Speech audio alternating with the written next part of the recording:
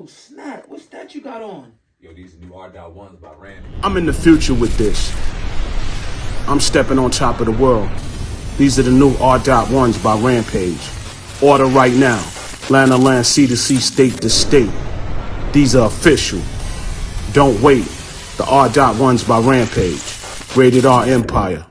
Hey, go into the description box right now and get your Rated R Empire sneakers right now. And when you cop your pair, let them know that Samant and old guy from the Hip Hop Uncensored Podcast sent you.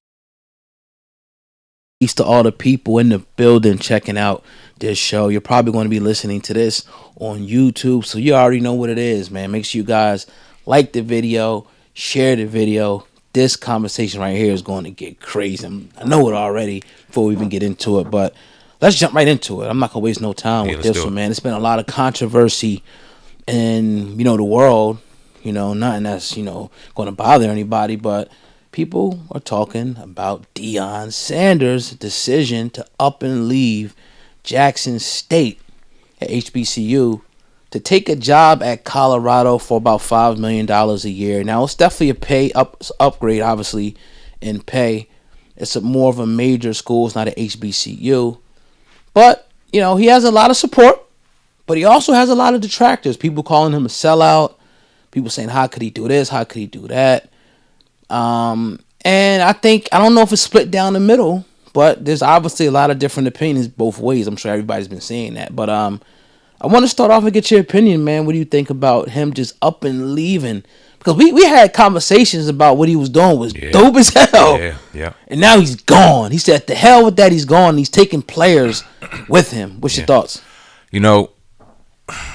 Deion Sanders is one of the greatest football players to ever live, and we had the pleasure of seeing him with our own eyes. You know what I'm saying? I can honestly say I can remember vaguely him leaving Florida State to go to Atlanta, then go to San Francisco, then go to Dallas, then go to Washington, then go to Ravens, then go to football on NFL Network, and then into coaching.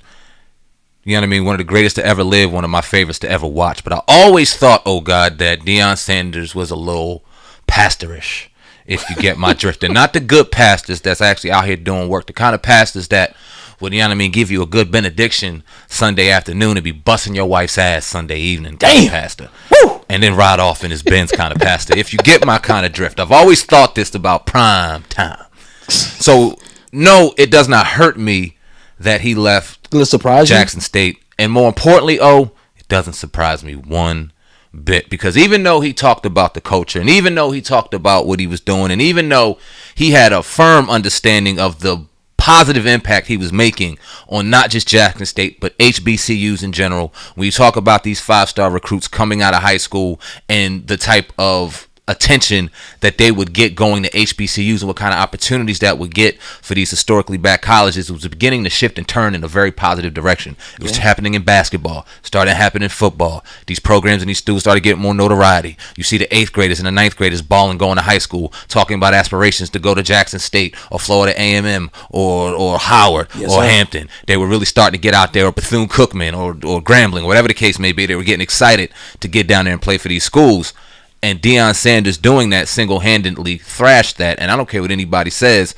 And the proof is in the pudding. How many 5-star recruits are starting to take away their things and starting to go back into Power 5 conversation? He committing already. With the quickness. And why not? Because even though he brought this great attention and even though he brought this, the second you leave, it's fucking over. Yeah.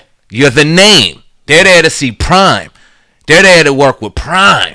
Their parents want their kids to work with Prime. Not something that Prime built and dipped off. Might as well go to Colorado. What do you think about people saying, well, he set the precedent now. People are going to want to go to HBCUs because he did it. I think that's horse shit. Right. I think that's garbage. And I think that the next big name that goes out there, we would just firmly expect the first cent of a good season or two. He's going to a high school a college with a big name and big notoriety and better gyms and better facilities and a better bag. Now, I don't know Deion's network. I'm not in his pocket. $5 million is a nice amount of money. Does he really need that bag the way me or you would need $5 million? I doubt it. His wife is his girlfriend. I don't know if you're finished. No, go ahead. His girlfriend's rich. I looked over his career earnings, and according to this site, he made like $40-something million, which by today's standards, he could probably make, if he was playing now, he probably made that in 2 or 3 years. Fact. But he made that over his career. He's not looking for money. But like you said, like, He didn't set no precedent. What he did was use the struggle and get people all hyped up. And the message that he sent, I don't care what he says, because when you got children, you could say shit all day. Or people younger than you, they watching what you do. Mm-hmm. What the message is that talk this blackity black stuff, ride with them for a little while, but when something a little bit bigger comes and better, leave them motherfuckers behind. And that's exactly what Deion did. And that's what I was saying. I don't know if I want to go and call him a sellout, but damn, he's a sellout. Yeah. You know what I mean? Because now you got kids saying, look, I ain't going there. In my opinion, I don't think he had to stay there forever. In my opinion, I think that he probably should have stayed there to ride this thing out, maybe 10 years, 5 years. It wasn't supposed to be about you moving up the ladder and going to a white college. It was supposed to be about you setting the precedent, saying the hell with them other colleges. We're going to start building up our colleges. And not only that, we want, y'all to not go to them colleges, come to these colleges. Not just Jackson State, but start going to the other colleges. And now people are saying, shit, if he ain't doing it, why should I do it? When you set the precedent like that, somebody made an example. They said, like, that'd be like Rosa Parks boycotting the bus company, right? And now the bus company offers her a job. Now she's driving a damn bus. Like, you're missing the point. The point was supposed to be about you standing firm and setting the precedent. Once you leave, all that shit goes down the drain, in my opinion. Now, people are talking about, oh, it was a good move. That's what they do. He made more money. He don't need that damn money like that. It ain't about the money for him, in my opinion. It's not about the money. I don't think so either. And he took it from having the ability to set a precedent. Let's say he had a 5 or 6 year plan. Who knows what Prime's thinking was prior to getting into this, right? But let's say he had a 5-year plan. He got a successful recruiting class for 2 to 3 years, set Jackson State up for the future, set other HBCUs up in the future because they see what Prime's doing, so you get more prominent coaches, maybe a Herm Edwards or maybe a former black NFL coach come slide down there and recruit start, and then something really happened in 5 years. Now you done set the foundation, so if a West Virginia calls or a Florida State, your alma mater, happens to have a coaching vacancy, who would be mad at Prime for going and doing that after setting the foundation for HBCUs? He'd be revered. He'd probably have a statue up at Jackson State. But what he did was, unfortunately, is turn this into a glorified publicity stunt, clown fucking circus act, making it seem like it was something it wasn't. Dipped off on the first, and it's not fair for us to say, right? Because I'm sure Prime got offers last year and all this stuff. But the first offer that was publicly presented with some numbers, he took it and dipped. And think about it, though. Think about Deion Sanders, watching him over the years. Like, he always made business decisions. Like, he's a businessman before the people. Still on the field, making business decisions on the field. Yeah. He ain't want to tackle people and shit like that. And I mean, it's cool. He wasn't taking big hits and like he'll run out of bounds. And I get it, but this is totally different. All the shit you saying is like they say in the Bible. It's like a sounding Timbaland on a Timbaland drum, whatever the fuck they say in the Bible. You know what I mean? All the stuff now don't mean nothing. Oh, I'm in Colorado. Nah, man. You sold out, bro. And I know a lot of people are gonna be mad by that, but remember what he said when he came in. He was talking all this big stuff. Oh yeah, we gotta stop doing this and then you run to him. I don't get it, bro. I kind of wanted to. I didn't want to go too hard on him. I was hoping that we didn't, but the truth is the truth. You came into this with a certain purpose and you abandoned ship, and now as a result, other people are saying, "What the fuck should I go there for? I'm not going there. I'm not going to an HBCU." They're underfunded. They're under this. They're under that. The reason they are is because they're not getting those top recruits. You're supposed to be there to get those top recruits, so people will start wanting to pay more money, and they're getting more sponsorships for people now to put the HBCUs up. Fuck it. Go to Michigan. Go to Penn State. Go to Ohio. Why would I go to an HBCU right now if I'm a D1 player? Why? And could you imagine if he set out a successful recruiting class, got 2 or 3, 4, 5 players into the NFL. Those players remembered, and they came together and built a state-of-the-art gym here or state-of-the-art gym there. Now they started really having those facilities. It wasn't going to happen overnight. It wasn't going to happen in 2 years. But let's start getting some success out of this situation and really start building. Hell, in 10 years, we may be able to compete with some of those power schools and start getting to situations where, hell, we're talking about getting into the college football playoff and some shit. It's a long way down the road, but it had to start somewhere, and you just kind of cut that shit at the knees. I don't think he's a sellout, simply because I never expected any different from him. Purely for that reason. And that's no diss. greatest football player, top 5 greatest football player to ever live. I looked up to the dude and how he was charismatic on a level. When you do this thing behind a microphone, his charisma, that he was one of the best. You know what I'm saying? But as adults, we see what the fuck it is. We got to call it how we see it. All respect to you. Congratulations to Colorado. But it did absolutely nothing for Jackson State University, them kids that have to stick around there that you didn't go and take and jump shit with you, and them kids that committed to you and now have to figure out what they're doing with their college career months into getting there and working out and things like that. Right, because a lot of them kids, they forego probably bigger schools and said, I'm going to be put people. I'm going to go down with Coach Prime.